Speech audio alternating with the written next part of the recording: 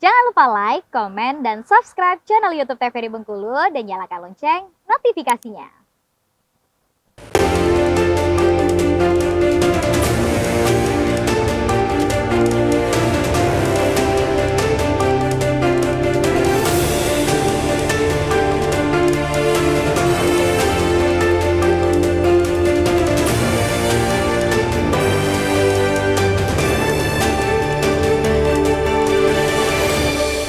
Terima kasih pemirsa TVRI Bengkulu, Anda kembali menyaksikan Berdo masih dalam tema yang sama, kali ini pelestarian lingkungan hidup bersama saya Afriko Zuhri dan tentunya ditemani dengan Pak Baim dan juga Pak Yanmar.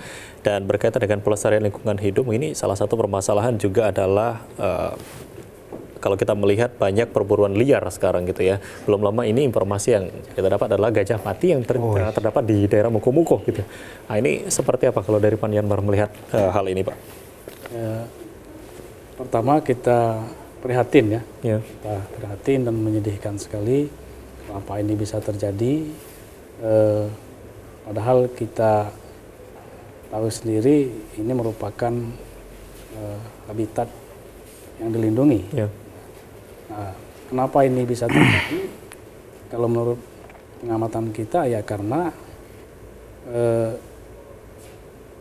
masyarakat masyarakat yang mungkin melihat secara ekonomi ini menguntungkan bagi mereka dan tanpa melihat bahwa itu sangat kita lindungi dan sangat kita sayangkan tindakan mereka itu.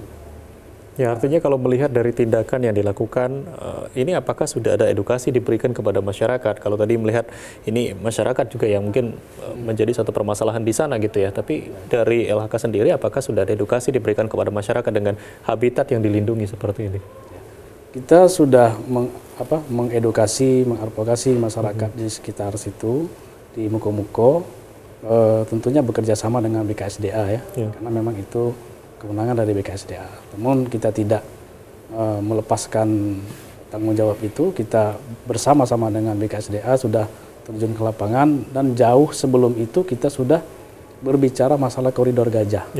Koridor gajah kan kita tentukan, kita buat peraturan tersendiri bahwa ada koridornya itu memang kita haramkan bagi masyarakat untuk mengelola gitu. Oke, kalau dari Bang Baim sendiri seperti apa melihat Bang salah satu permasalahan dari habitat yang dilindungi ini? Kalau kami dari Walhi Bengkulu ya sangat miris. Kan. Karena kenapa? Karena yang pertama ini kan udah termasuk kejahatan lingkungan hidup yang luar biasa ya, extraordinary crime gitu. Jadi penanganannya juga harus luar biasa, penegakan hukumnya itu harus luar biasa gitu, harus lebih ekstra gitu.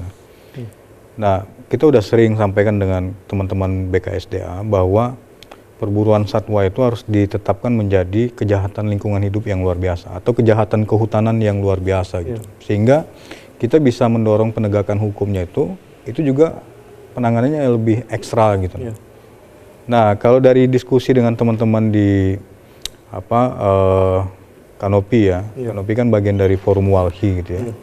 Kanopi juga konsorsium sebelat ya dengan beberapa kawan-kawan NGO, Genesis sama Lingkar.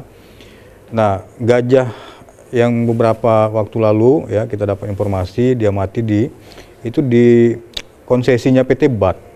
Ya kan, PT BAT Bengkulu Harga Timber itu masuk untuk rencana kerja tahunan di tahun 2024 lokasinya itu. Nah, artinya kan bagaimana sebenarnya kewenangan pemerintah daerah dan juga pemerintah pusat dalam hal ini BKSDA untuk pengawasan dan juga penegakan hukumnya.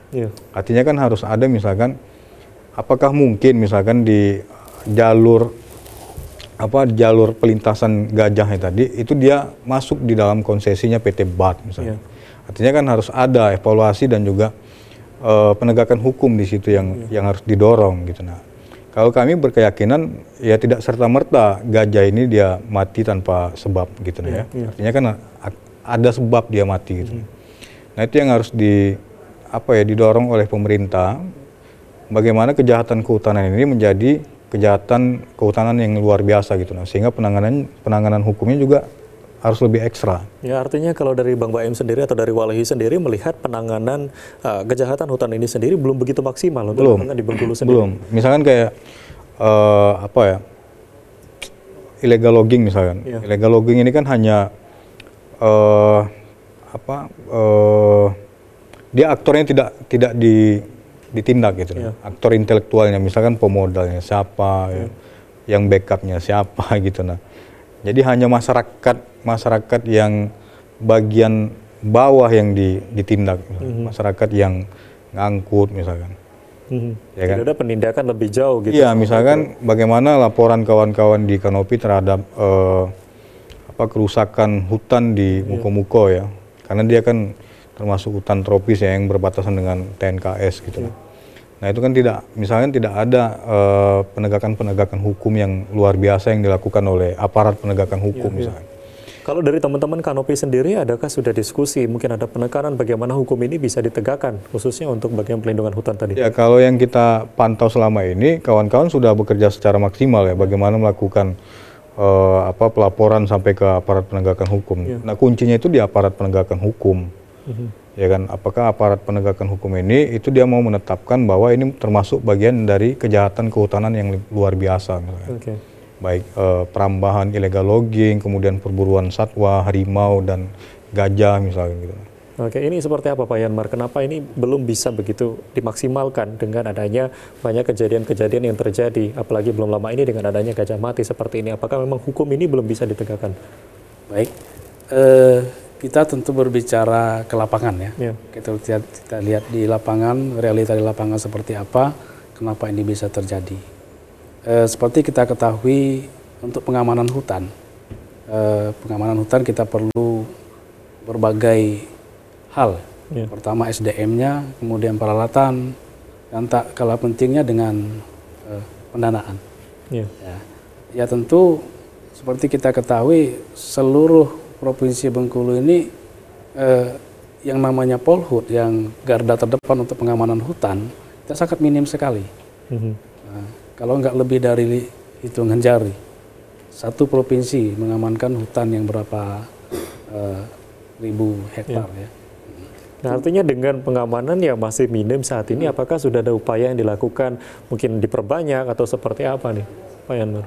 Ya, tadi kami baru berbincang dengan KB3 karena memang KB3 membidangi masalah kehutanan. Kita kan di lingkungan.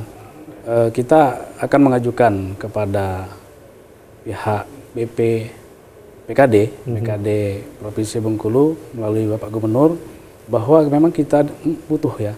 Kita membutuhkan personel-personel yang bertugas di hutan. Untuk membackup kita punya 7 KPH tersebar dari Muko sampai ke Bengkulu, sampai ke Kaur. Nah, itu harus di backup oleh teman-teman memang basicnya di polisi kehutanan. Oke, baik, kita akan break, kita lanjutkan kembali. Dan pemirsa TVRI Bengkulu masih dalam tema yang sama berkaitan dengan pelestarian lingkungan hidup. Kami akan kembali, jangan kemana-mana, tetap di Brendo.